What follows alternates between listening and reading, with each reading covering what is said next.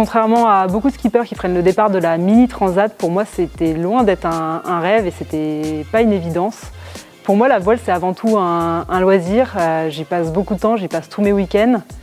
Et finalement la course au large c'est venu vraiment sur le tard et je me suis pas posé de questions en fait. Je me suis lancée, je me suis pas laissé le choix. Et en fait du jour au lendemain je me suis dit pourquoi pas une course transatlantique en solitaire.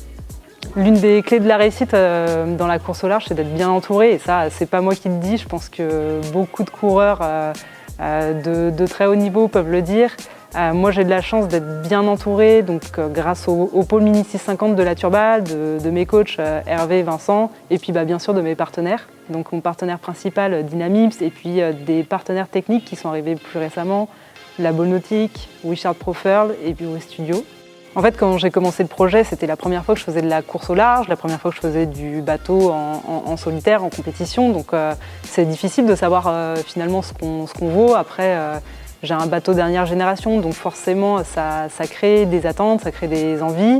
Cette première année, elle a été très très dense en apprentissage, donc beaucoup de temps évidemment sur l'eau, plus de temps que je pensais à bricoler sur mon bateau. J'ai eu le meilleur comme le pire finalement. Donc en fait, le meilleur c'est quoi? C'est une journée, on est en t-shirt, il fait super beau, il y a des dauphins, tout va bien. Et puis du jour au lendemain, même quelques heures après, il y a un front qui arrive, on est trempé, on a froid. Et puis là, les avaries s'enchaînent. Donc pour moi, ça a été une voie d'eau, ça a été plus d'aérien, plus d'électronique. Donc tout part complètement en vrille.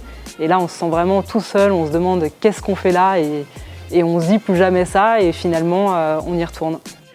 Vraiment, sur cette transat, j'ai envie de me faire plaisir. Il y a eu beaucoup de sacrifices de fait pour en arriver là, beaucoup de temps. Donc je rêve de ces longs bords sous spi dans les alizés. Après, c'est vrai que je reste je suis une compétitrice, j'aime ça. Donc viser un top 10, ça serait le top. Donc on a une première étape en solitaire qui part des Sables d'Olonne pour aller aux Canaries. Et après on entame le vrai gros morceau, donc sur la deuxième étape entre les Canaries et la Guadeloupe. Je m'appelle Julie Simon et je suis skipper de course au large sur le circuit Mini 650.